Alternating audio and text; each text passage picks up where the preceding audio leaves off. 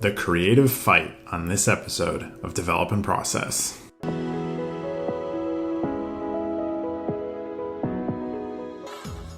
So today's episode is probably going to be a quick one because I am currently in the middle of all kinds of last minute preparations for a major photography trip. I'm headed up to the Redwood National and State Parks for a few days, followed by Lassen Volcanic National Park for a few days to do some large format landscape photography and some incredibly beautiful and surreal locations. So there's a million things that I've got to do for this trip, and I've been prepping for a long time. The reason I wanted to talk about the creative fight today is that it's something that I'm dealing with right now because I'm always dealing with it on the lead up to a major photography trip and on the photography trip. And so I figured right now would be the opportune moment to talk about it because I'm dealing with it. And the creative fight is kind of a known concept amongst artists and photographers. There's actually a book about it. I'll try and link it somewhere. But basically it's the concept of how creative people tend to run into sort of a brick wall of resistance whenever we try to do our artwork or creativity. Whether that is self-doubt or fear or inadequacy or fear of failure, feeling like a fraud or any of these other things, fear of risk, fear of putting yourself out there, fear of not being accepted, etc., etc. And for me, I think the things that I deal with, like right now, in the lead up to a major trip, every evening I kind of get overwhelmed with anxiety, just of all the stuff I have to do the following day and all the things that could go wrong. And then in the morning, I wake up and I feel more anxiety, at least until I get up and running for the day, of, again, just being overwhelmed by all the stuff I have to do and not knowing how I'm going to do it all. But there's also this feeling of expectation of, that people expect me to be a landscape photographer, and I expect that of myself.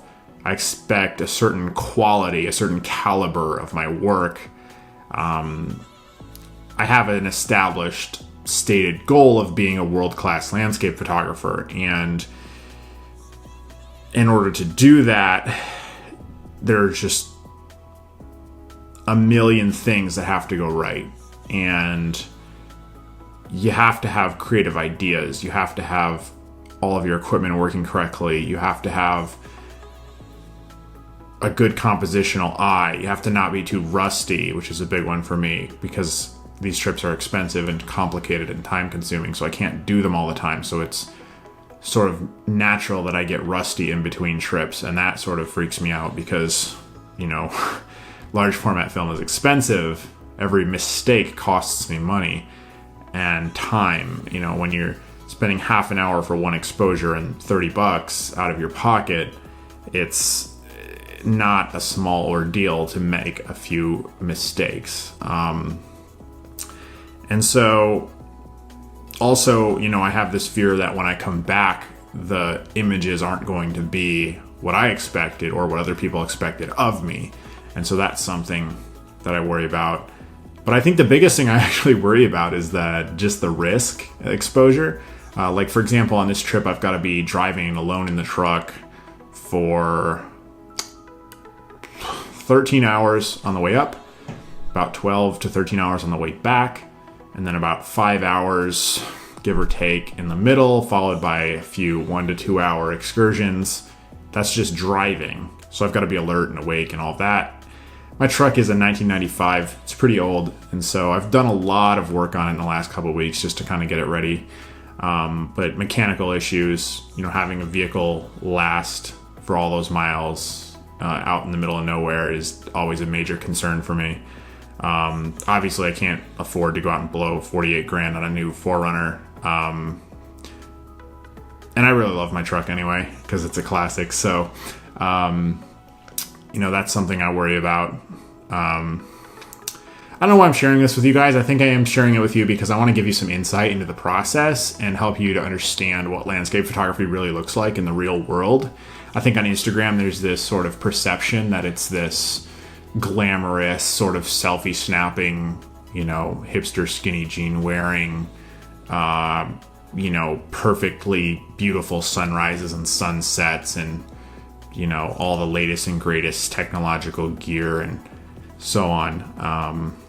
Famous locations, easy shots, and so on. I don't think that's the reality, at least not that I experience. And so I just want to share some of the reality with you.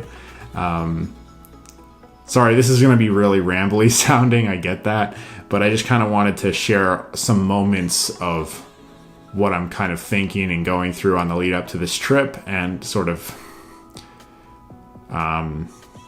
help you guys understand it. So I think the important thing that we need to remember is that all the inspiration in the world is no good if we don't take that inspiration and turn it into action and go do something with it.